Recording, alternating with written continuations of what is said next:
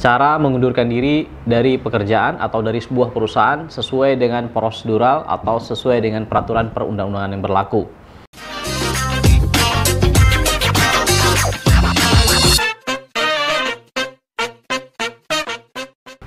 Assalamualaikum warahmatullahi wabarakatuh. Halo, salam Sobat Ram. Berjumpa lagi bersama kami tentunya di Ruang Advokat Menjawab bersama saya Roy Alminfa. Jadi kita hari ini akan sharing-sharing atau berbagi informasi terkait dengan cara mengundurkan diri dari pekerjaan atau dari sebuah perusahaan sesuai dengan prosedural atau sesuai dengan peraturan perundang-undangan yang berlaku. Nah, mungkin banyak orang yang di luar sana yang sudah bekerja tetapi dengan berbagai masalah yang terjadi di internal perusahaan, atau mungkin bukan karena masalah di internal tetapi lebih kepada permasalahan di luar, mengakibatkan seseorang harus mengundurkan diri dari pekerjaannya. Untuk mengundurkan diri dari pekerjaan ini sebenarnya harus sesuai dengan prosedural. Tujuannya apa? Agar pihak yang mengundurkan diri ini mendapatkan hak-haknya. Kita akan membahas itu, bagaimana prosedural mengundurkan diri dan bagaimana kalau tidak mengundurkan diri sesuai dengan prosedural, apakah ada sanksi atau tidak.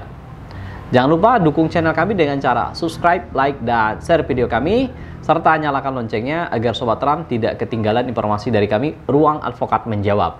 Terkait dengan pekerjaan atau para pekerja, atau juga yang sering dikenal dengan istilah buruh, namun saya tidak terlalu sependapat dengan kata buruh karena sangat tidak pas untuk ditempatkan.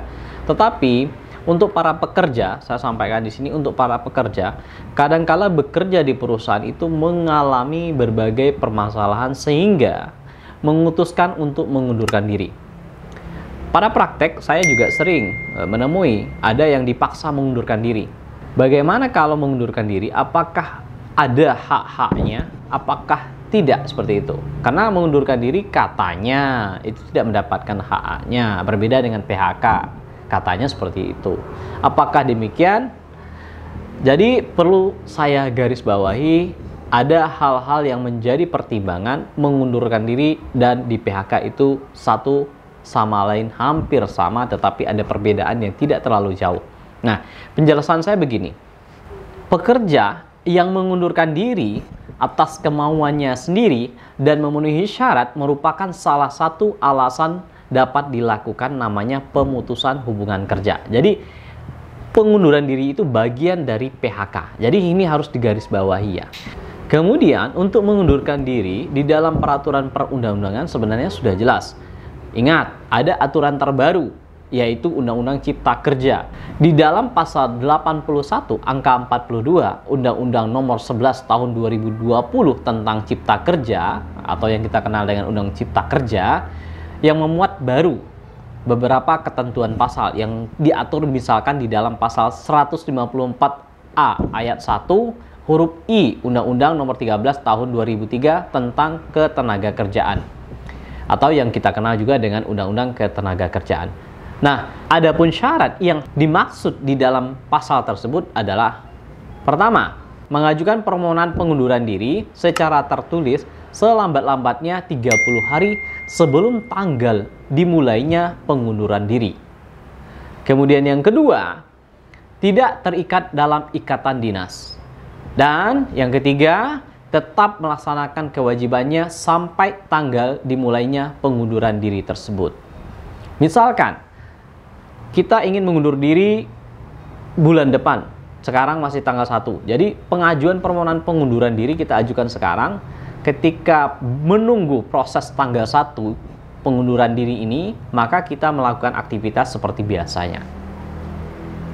Nah, lebih lanjut di dalam pasal 50 Peraturan Pemerintah Nomor 35 Tahun 2021, aturan terbaru tentang perjanjian waktu tertentu, alih daya, waktu kerja dan waktu istirahat, dan pemutusan hubungan kerja, mengatur bahwa pekerja yang mengundurkan diri atas kemauannya sendiri dan memenuhi syarat, dia memiliki hak yang pertama, uang pengganti hak atau UPH, dan uang pisah yang besarannya diatur di dalam perjanjian kerja, peraturan perusahaan, atau perjanjian kerja bersama atau PKB.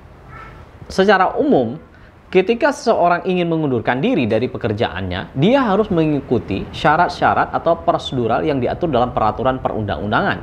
Akan tetapi, dalam praktiknya, ketika seorang ingin mengundurkan diri, biasanya diatur oleh perjanjian kerja atau peraturan perusahaan atau perjanjian kerja bersama. Tidak boleh bertentangan dengan peraturan perundangan yang lebih tinggi di atasnya. Misalkan dalam Undang-Undang Cipta Kerja atau Undang-Undang Ketenagakerjaan atau misalkan dalam peraturan kementerian. Nah, hal ini adalah tujuannya agar peraturan atau perjanjian bersama antara pekerja dan perusahaan atau pekerja dan pengusaha ini dapat dilaksanakan. Bagaimana dengan seorang yang mengundurkan diri dengan tidak sesuai syarat atau prosedural yang diatur di dalam perjanjian perundang-undangan? Perlu diingat, tujuannya melakukan pengunduran diri sesuai perundang-undangan ini adalah pertama, agar para pekerja atau hak-haknya itu bisa dilindungi oleh undang-undang. Ketika tidak sesuai dengan peraturan perundang-undangan, misalkan, ya maka hak-hak ini nanti dikhawatirkan akan hilang. Namun perlu diingat juga, pengunduran diri kalau tidak sesuai dengan perjanjian kerja, kemudian peraturan perusahaan atau perjanjian kerja bersama, ini juga akan menjadi masalah juga di kemudian hari. Tetapi perlu digarisbawahi, apapun yang dituliskan di dalam perjanjian pekerjaan yang diatur antara pengusaha dan pekerja serta peraturan perundang-undangan harus dilaksanakan. Ketika ada sengketa terkait dengan prosedural pengunduran diri ini, Sobat Ram bisa menempuh jalur pertama, yaitu bipartit. Ketika penyelesaian bipartit tidak bisa diselesaikan, maka bisa melakukan langkah hukum selanjutnya, yaitu mengajukan upaya tripartit di Dinas Ketenagakerjaan setempat. Nah, setelah itu mungkin bisa mengajukan gugatan perselisihan hubungan industrial, tentunya di pengadilan PHI setempat sesuai dengan tempat buruh bekerja atau pekerja itu dipekerjakan. Demikian Sobat Ram, semoga video ini bermanfaat. Terima kasih. Jangan lupa dukung terus channel kami dengan cara subscribe, like, dan share video kami. Dadah, assalamualaikum warahmatullahi wabarakatuh.